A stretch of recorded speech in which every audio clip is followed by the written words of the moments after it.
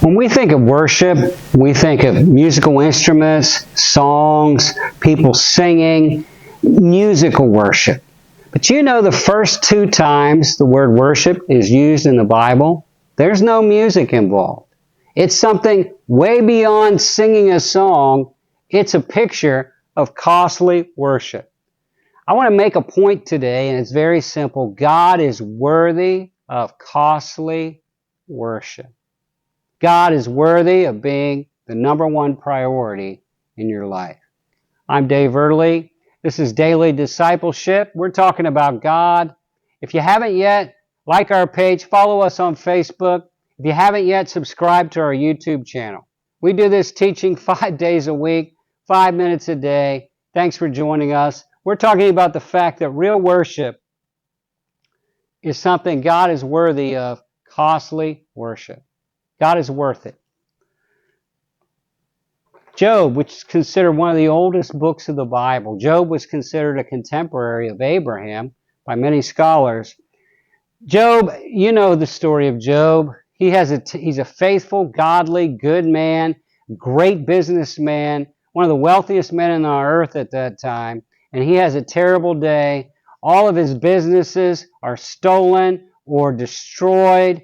His servants are killed, and then his 10 children, all 10 of them, are killed. How does Job respond? Angry at God, deeply depressed. This is how Job responds. Job chapter 1, verse 21 and 22. Job fell to the ground in worship. He worshiped. He declared, God, you are worth it. No matter what. The Lord gives, you're worth it when you give. The Lord takes away, you're worth it when you take away. Blessed be the name of the Lord. Costly worship, no music involved, a declaration of the worthiness of God in spite of losing everything. He declares God is worthy of worship. Genesis 22. Abraham.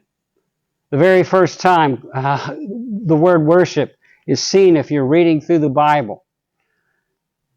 You know the story of Abraham. God told him he's going to be the father of many nations. He doesn't have any kids. Finally, at the age of 90, God tells him he's going to have a child, and then he gets to be 99. His wife is 90 years old. And God gives them a son, even though neither of them are capable at that time.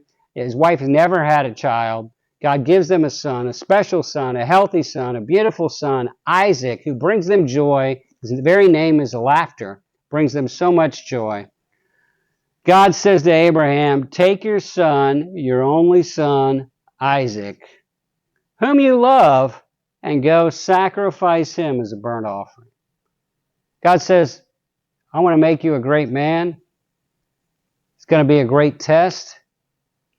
What do you love? Who do you love the most? You love your son, your legacy, your dynasty, or do you love God? That's a question. That's a big question. The question you get when you read this passage is, who or what is your Isaac? What's your Isaac? Your God is what you devote your time to, your attention to, your energy to, your money to, your talents to. Whatever you're devoting yourself to, that's your God. It could be good things like your family or your ministry. It could be bad things like drugs or alcohol.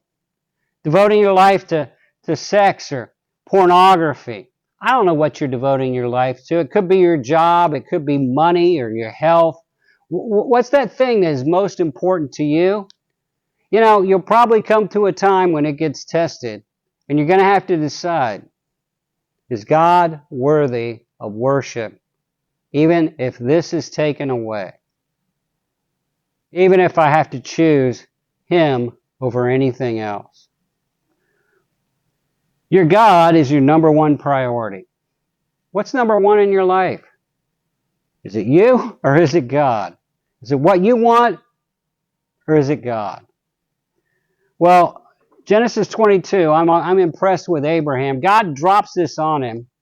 And the next morning, he gets up and he obeys. It says early the next morning, Abraham took his son Isaac.